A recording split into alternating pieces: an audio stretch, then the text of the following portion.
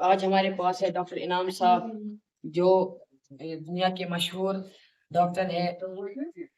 तो ये हमें बताएंगे डाइजेस्टिव सिस्टम के बारे में कि डाइजेस्टिव सिस्टम में क्या होता है। इनाम साहब, अस्सलाम वालेकुम। वालेकुम सलाम। पहले आप बताइए हमें डाइजेशन क्या होता है। डाइजेशन एक प्रोसेस होता है जो कि ये सारा सिस्टम है, जो प्रोसेस जिससे हम अपना फूड डाइजेस्ट करते हैं। ये सारा जो प्रोसेस है, जो सिस्टम, ये सारा इसको हम डाइजेस्टिव सिस्टम के 5 स्टेप्स है। सबसे पहले इंजेक्शन, उसके बाद डाइजेशन, उसके बाद एब्जॉर्प्शन, उसके बाद एसिडिफिकेशन, और जो आखिरी स्टेप है वो है एडिशन। अब हमें इसका प्रोसेस बताइए। सबसे पहले हमारा प्रोसेस आता है इंजेक्शन। इंजेक्शन वो प्रोसेस है जिसके जरिए से हम खाना अपने बॉडी के अंदर लेते हैं। उसमें सबसे पहले आता है हमारा माउथ।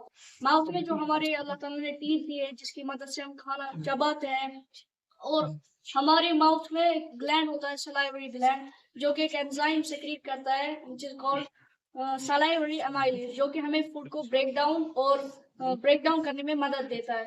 उसके बाद आता है जो ईसोफेगस, जो कि जिसको हम फूड पाइप कहते हैं, जो कि हमें मदद करता है जो हमारा फूड माउथ से स्टमक में ट्रांसफर करने में ईसोफेगस हमारी मदद करता है। फिर आता है डाइजेशन। स्टमक में 3 तरह के एंजाइम्स होते हैं, गैस्ट्रिक जूसेस होते हैं। वहाँ हमारे जो फूड है उसको ब्रेक डाउन किया जाता है। सबसे पहले आता है HCl। HCl जो है हमारे फूड में जो बैक्टीरिया जर्म्स होते हैं उसे किल करता है। उसके बाद आता है पेप्सिन।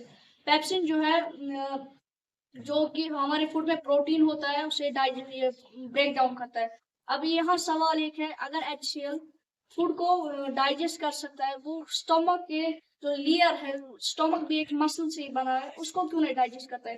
तो उसको बचाने के लिए अल्लाह ताला ने हमें एक सलाहियत रखी जिसको हम म्यूकस कहते हैं। म्यूकस जो हमारी स्टमक की लाइनिंग को प्रोटेक्ट करता है। उसके बाद आते हैं 2 ऑर्गन्स, और लिवर और पेनक्रियास, जहाँ से फूड ट्रांसफर नहीं होता है लेकिन वो डाइजेशन में हमें मदद देते हैं। लिवर जो है वो एक केमिकल सेक्रीट करता है, एक एंजाइम सेक्रीट करता है जिसे हम बाइल कहते हैं।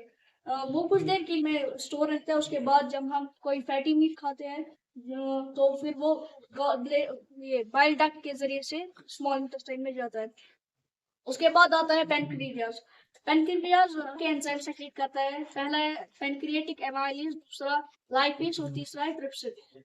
ये तीनों एंजाइम भी स्मॉल इंटेस्टाइन में जाते हैं। जो ही फिर वहां से हमारा जो स्टमक से फूड हमारा है, वो जब स्मॉल इंटेस्टाइन में जाता है तो जो ट्रिप्सिन है वो हमारा प्रोटीन को फर्दर ब्रेक डाउन करता है। और जो लाइपेज है वो हमारे क्या कहते हैं इसको, शुगर कार्बोहाइड्रेट को, जो ये फैट्स जो लाइपेज जो हमारे फैट्स को ब्रेक डाउन करता है और जो बाइल की उसमें मदद देता है। और आता है पेनक्रियाटिक एमाइलेज, जो कि हमें कार्बोहाइड्रेट जो शुगर हम खाते हैं उसमें उसमें मदद करता है ब्रेक डाउन करने में। तो जब ये सारा ब्रेक डाउन हो जाता है उसके बाद हमारे स्मॉल इंटेस्टाइन में अल्लाह ताला ने एक चीज रखा है जो कि स्मॉल फिंगर लाइक प्रोजेक्शन होता है, जिसके हम विलाई कहते हैं। विलाई के साथ जो ब्लड की कैपिलरीज होती है वो कनेक्टेड होती है, तो वहां से जो हमारा फूड है वो एब्जॉर्ब होता है। फिर वहां से जो एनर्जी उसको बनती है वो फिर यूज होता है ग्रोथ में, रिपेयरिंग ऑफ टिश्यूज में।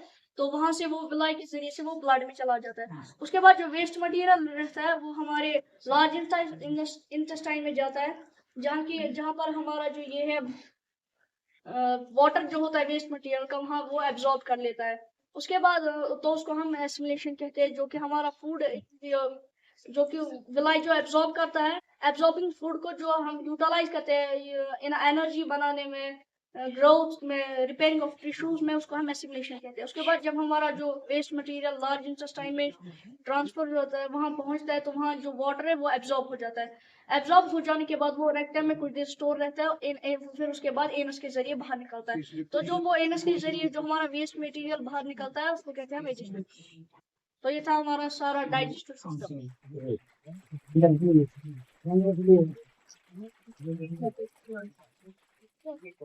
शुक्रिया इनाम साहब, आपने हमें अच्छे से समझाया।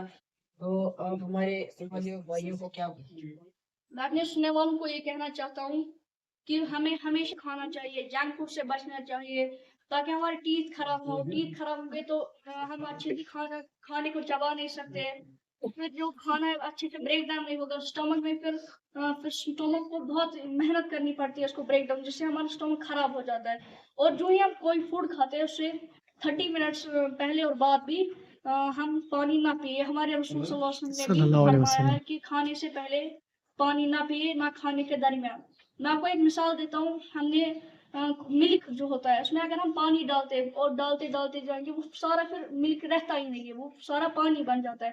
ऐसे जब एचसीएल में हम एचसीएल जब हमारे फूड को डाइजेस्ट करेगा, अगर हम खाने खाने के बाद ही या खाना खाने के दौरान पानी पिएंगे, तो एचसीएल में जब पानी जाएगा वो फिर कमजोर हो जाएगा, वो फिर अच्छी तरीके से जो हमारा फूड है उसे डाइजेस्ट नहीं कर पाएगा। इस तरीके से हमारा स्टोमक खराब हो सकता है।